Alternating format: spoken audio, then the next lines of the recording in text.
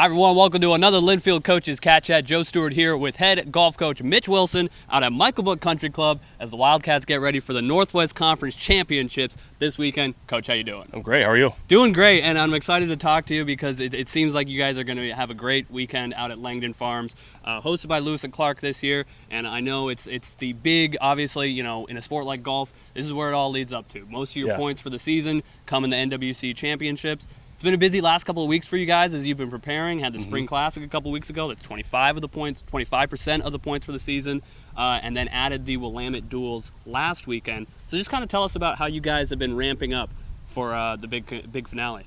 Yeah, I mean, right now it's a pretty critical part of the season. Just trying to set up some events that are going to prepare us for this conference championship. So picking out some good golf courses that I felt like it's going to set us up well, things that we're going to see, and really just kind of continue to test those lineups and get guys in there and girls in there to try to pick out what that lineup's going to be going into the conference championship. So the busy weeks have been awesome. It's been kind of back to back, and but that's what we want. Golfers love it. They go play golf, so it's fun. Right. Who doesn't love just playing golf? Absolutely. Yeah. So let's go back to the Spring Class a couple weekends ago. Tori Schuler led the women with a 25th place finish there. She's been playing well this season, as was kind of expected, leading that group there. And then freshman Douglas Bailey, obviously he's been terrific since the fall started. And junior Zach LaPlaca leading the way for the men to a 4th place finish there. Both of those guys finishing in the top 15. What was kind of your evaluation of the overall performance for your teams in the Spring Classic? Yeah, I thought we played pretty well. On the ladies' side, Tori's been playing great. She's super consistent. She's hitting the ball phenomenally. I think that was a really good test for us. The weather was pretty nasty.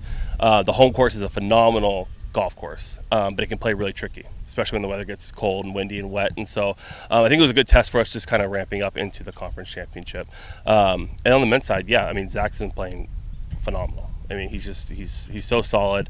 Douglas has been solid all year long too. So again, it was a good test for us. I think on the men's side, we kind of dropped a little bit. We kind of have a tough stretch of holes kind of in the middle of a round that kind of hurt us, but I think we learned from it and we just continue to move on. And I think we're ready for this weekend. Yeah, and then the Bearcat Duels, just putting that on the schedule at the last minute to stay sharp. Back-to-back duel meets or tournaments there with the Bearcats, and the women led by Josie Daywood, and a really nice couple rounds for her. An 82 on Saturday, 85 on Sunday, as the women get the split against Willamette. What do you kind of been seeing out of her as she prepares to try and finish strong this year? Yeah, Josie played awesome, and it was what we wanted to see. I mean, she's been battling some injury, some sickness too, so it was kind of like getting her ramped up and ready to go. I mean, we know that she can shoot those scores and also go a little bit lower too. She lets a lot out there.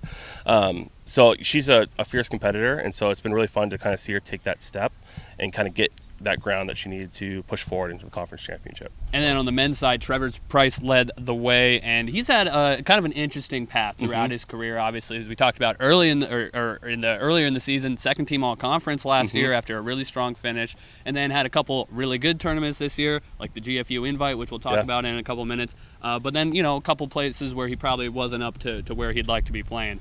After the nice rounds against the Bearcats, what do you kind of want to see out of him to really finish strong this season and with his senior year? Yeah, I mean, Trev's playing great these last couple of weeks. Like you said, he had kind of a slow start in the fall, but we knew what he could produce down the stretch. And he's just a grinder and he works super hard, and so we weren't really worried about it. It's always one of those things. The golf's funny that when guys are hot, they're hot, and when they're not, and so obviously being an all-conference player last year, we knew that he had the skill set to kind of bring us up to that next level, and so it's been really cool to see him just kind of take that back and play that number one spot going into the conference championship and even the last couple weekends. So he's just playing great. He's so solid. He's got a great mind for the game, and he's mature, obviously, and you want to see someone finish out that senior career the way that they should. So it's been pretty fun. Yeah, and so I mentioned the George Fox Invitational there. That was certainly kind of the best weekend that you guys have had this spring, particularly on the men's side, a second place finish there. What do you want to see out of your men's team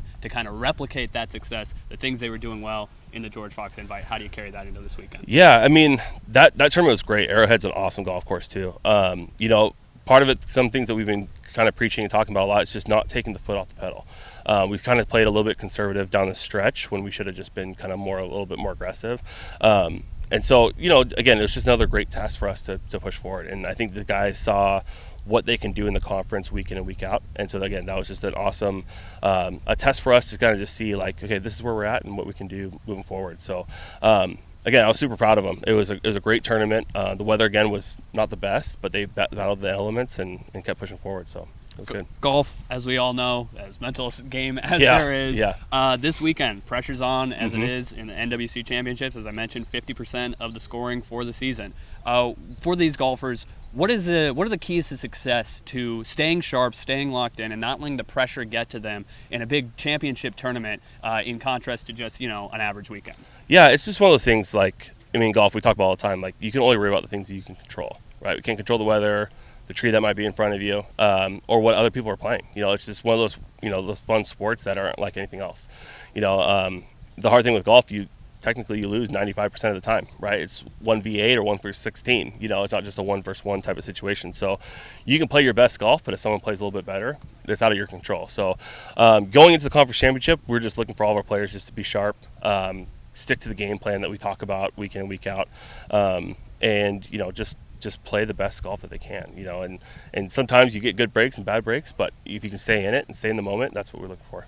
All right, Wildcats looking to end the season on a strong note this weekend up at Langdon Farms Golf Course in Aurora as they take on the rest of the conference for the NWC Championship hosted by Lewis and Clark this weekend. First groups will be teeing off at 9 o'clock both Saturday and Sunday. Wildcats hoping to crack into that top part of the standings. Coach, thanks for the time. Hey, Joe, thanks a lot. Appreciate it. Good luck this weekend.